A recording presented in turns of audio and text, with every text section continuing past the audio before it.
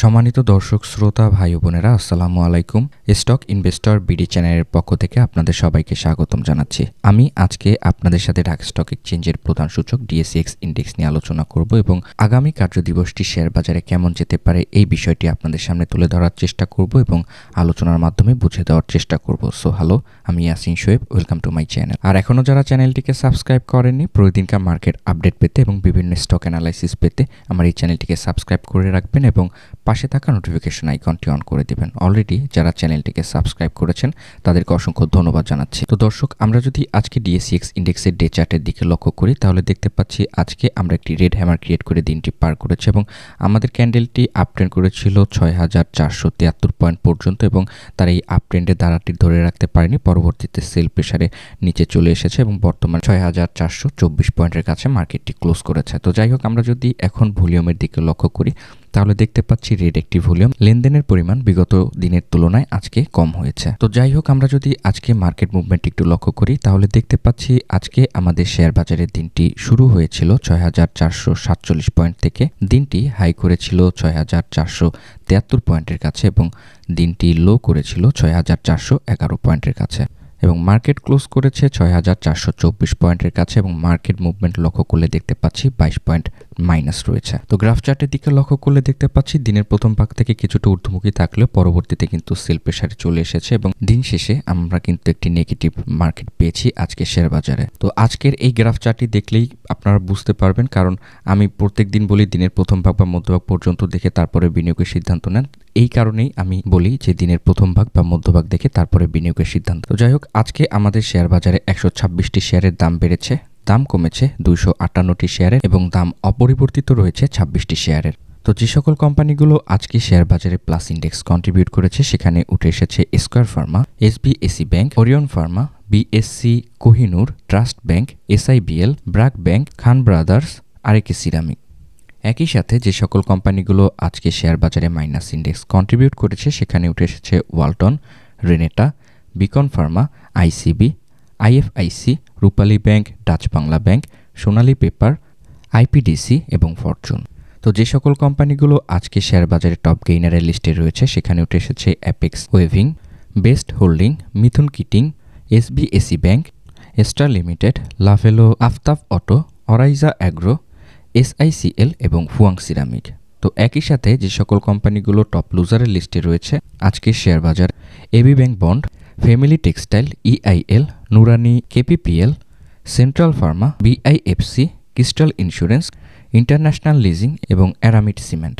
তো যাই হোক, আমরা যদি এখন ডিএসইএক্স ইন্ডেক্সের সাপোর্ট এবং রেজিস্ট্যান্স লাইনটিকে একটু লক্ষ্য করি তাহলে দেখতে পাচ্ছি বর্তমানে আমাদের প্রথম যে সাপোর্ট লাইনটি রয়েছে এটি রয়েছে ৬,৪০২ পয়েন্টের কাছে। দ্বিতীয় যে আমাদের সাপোর্ট লাইন রয়েছে এটি রয়েছে ৬,৩৪৭ পয়েন্টের কাছে এবং তৃতীয় যে আমাদের সাপোর্ট লাইনটি রয়েছে এটি রয়েছে ৬,৩০০ পয়েন্টের কাছে। তো আমরা যদি এখন রেজিস্ট্যান্স লাইনটিকে লক্ষ্য করি তাহলে দেখতে পাচ্ছি বর্তমানে আমাদের প্রথম যে রেজিস্ট্যান্স লাইনটি রয়েছে এটি রয়েছে ৬,৪৯৮ পয়েন্টের কাছে এবং দ্বিতীয় যে আমাদের রেজিস্ট্যান্স লাইনটি রয়েছে এটি রয়েছে ৬,৫৯১ পয়েন্টের কাছে। তো সাপোর্ট এবং রেজিস্ট্যান্স লাইনটিকে ড্র করার পরে আমরা যদি একটু ডে চার্টের দিকে লক্ষ্য করি তাহলে দেখতে পাচ্ছি আজকের ক্যান্ডেলটি যে মুভমেন্ট করেছিল এই ক্যান্ডেলটি কিন্তু আমাদের প্রথম যে রেজিস্ট্যান্স লাইন রয়েছে এই তার কাছাকাছিতে অবস্থান করেছিল এবং পরবর্তীতে সেল প্রেসারে কিন্তু বর্তমানে আমাদের ৬,৪০২ পয়েন্টের যে সাপোর্ট লাইনটি রয়েছে এটির কাছাকাছিতে চলে এসেছে। তো আমরা যদি এখন আরএসআইটিকে একটু লক্ষ্য করি তাহলে দেখতে পাচ্ছি আরএসআইটি আমাদের বাজারের নিম্নমুখী এবং বর্তমানে আরএসআইটি ৬৭ পয়েন্টের কাছে অবস্থান করছে। তো আগামী কার্যদিবসেও যদি আমাদের বাজারটিতে ডাউন ট্রেন্ডে যায় সেক্ষেত্রে তার পরবর্তী সাপোর্ট লাইন থাকবে ৬১ পয়েন্টের কাছে। তো যদি এই সাপোর্ট লাইনটিকেও যদি আরএসআইটি ব্রেকআউট করে ফেলে সেক্ষেত্রে আরএসআইটির পরবর্তী সাপোর্ট লাইন থাকবে ৫৬ পয়েন্টের কাছে। তো আশা করছি এই ৬১ পয়েন্টের যে সাপোর্ট লাইনটি এটিকে ব্রেকআউট করতে পারবেন এবং এটি একটি স্ট্রং সাপোর্ট লাইন। অনুরূপভাবে যদি এখান থেকে বাজারটি আপট্রেন্ডমুখী থাকে সেক্ষেত্রে আমাদের বাজারটি ৭৫ পয়েন্ট পর্যন্ত কিন্তু আপট্রেন্ড করার সক্ষমতা রাখে আরএসআইয়ের এবং এই ৭৫ পয়েন্টের আরএসআইয়ের রেজিস্ট্যান্স লাইনটিকেও ব্রেকআউট করার একটি প্রবাবিলিটি থাকতে পারে। তো যাই হোক, আরএসআই কিন্তু নিম্নমুখী অবস্থানে রয়েছে এবং আমরা যদি এখন এমএসিডি ক্রসওভারটি একটু লক্ষ্য করি তাহলে দেখতে পাচ্ছি এমএসিডি ক্রসওভারের যে ফাস্ট মুভিং অ্যাভারেজ লাইনটি কিন্তু স্ট্রংলি আপট্রেন্ড করছে এবং স্লো মুভিং অ্যাভারেজ লাইনটিও কিন্তু আমাদের এই ফাস্ট মুভিং অ্যাভারেজ লাইনটিকে সাপোর্ট দিয়ে আপট্রেন্ডের দিকে নিয়ে যাচ্ছে। তো MACD ক্রসওভারের যে ফাস্ট মুভিং অ্যাভারেজ লাইনটি এবং স্লো মুভিং অ্যাভারেজ লাইন থেকে কিন্তু আমরা পজিটিভ সিগন্যাল পাচ্ছি। তো এখন আমরা যদি MACD ক্রসওভারের হিস্টোগ্রামের ভলিউমের দিকে লক্ষ্য করি তাহলে দেখতে পাচ্ছি হিস্টোগ্রামের ভলিউমটি ধীরে ধীরে কিন্তু স্ট্রং একটি ভলিউম রয়েছে এবং হিস্টোগ্রামের ভলিউম থেকে কিন্তু আমরা পজিটিভ সিগন্যাল পাচ্ছি, যেহেতু আমাদের আজকের যে হিস্টোগ্রামের ভলিউমটি একটি বড় ধরনের ভলিউম ক্রিয়েট করে দিনটি পার করেছে এবং বিগত দিনের থেকে কিন্তু আজকের ভলিউমটি কিছুটা ঊর্ধ্বমুখী অবস্থানে রয়েছে। তো হিস্টোগ্রামের ভলিউম থেকে কিন্তু আমরা পজিটিভ সিগন্যাল পাচ্ছি MACD ক্রসওভারের, কিন্তু আমরা RSI থেকে কিন্তু কোনো পজিটিভ সিগন্যাল পাচ্ছি না এবং ক্যান্ডেলস্টিক প্যাটার্ন থেকেও কিন্তু আমরা কোনো পজিটিভ সিগন্যাল পাচ্ছি না। তো মুভিং অ্যাভারেজ লাইনটি লক্ষ্য করলে দেখতে পাচ্ছি মুভিং অ্যাভারেজ লাইনটি কিন্তু আপট্রেন্ডমুখী করছে। তো স্ট্রংলি কিন্তু মার্কেটের মুভমেন্টের গতিপথ কিন্তু বোঝা যাচ্ছে যে আপট্রেন্ডমুখী থাকবে আগামী কার্যদিবসগুলোতে। যাই হোক, আমাদের মুভিং অ্যাভারেজ লাইন থেকেও কিন্তু আমরা পজিটিভ সিগন্যাল পাচ্ছি, যেহেতু আমাদের মুভিং অ্যাভারেজ লাইনটি স্ট্রংলি আপট্রেন্ড করছে। তো আমরা যদি আবার একটু RSIটিকে লক্ষ্য করি তাহলে দেখতে পাচ্ছি যে বিগত দিন থেকে কিন্তু আমাদের RSIটি অনেক ঊর্ধ্বমুখী ছিল এবং এখান থেকে কিন্তু আমাদের RSIটি কিছুটা ডাউন ট্রেন্ডে পড়ে নাই এবং আজকে আমাদের RSIটি নিম্নমুখী চলে এসেছে। তো তার মানে হচ্ছে পরপর এতদিনের যে আপ ট্রেন্ডের র্যালিকে সেখান থেকে কিছুটা প্রফিট টেকিং করার জন্য আজকের এই কারেকশনটা আমরা লক্ষ্য করতে পেরেছি। তো বিগত দিনে কিন্তু RSIটি আমাদের 70 পয়েন্টে আপ ট্রেন্ড করেছিল, সেখান থেকে আমাদের বর্তমানে RSIটি 67 পয়েন্টের কাছে নেমে এসেছে। তার মানে হচ্ছে এটি একটি কারেকশন।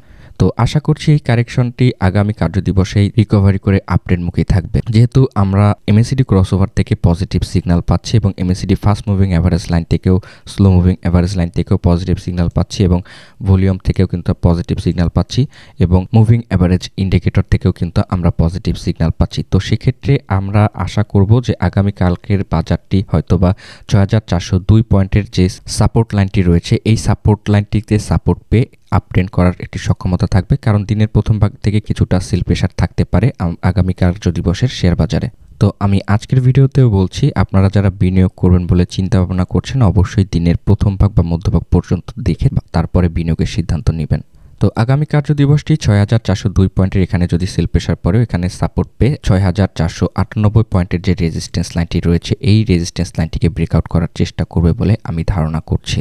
তো ধন্যবাদ সবাইকে আমার এই ভিডিওটি দেখার জন্য। এখনও যারা আমার এই চ্যানেলটিকে সাবস্ক্রাইব করেননি, প্রতিদিনকার মার্কেট আপডেট পেতে এবং বিভিন্ন স্টক অ্যানালাইসিস পেতে চ্যানেলটিকে সাবস্ক্রাইব করবেন এবং পাশে থাকা নোটিফিকেশন আইকনটি অন করে দিবেন। অলরেডি যারা চ্যানেলটিকে সাবস্ক্রাইব করেছেন তাদেরকে অসংখ্য ধন্যবাদ জানাচ্ছি। আপনার এবং আপনার পরিবারের সবার সুস্বাস্থ্য এবং মঙ্গল কামনায় ভিডিওটি শেষ করছি। আমার জন্য দোয়া করবেন এবং আমার পরিবারের জন্য দোয়া করবেন। আসসালামু আলাইকুম।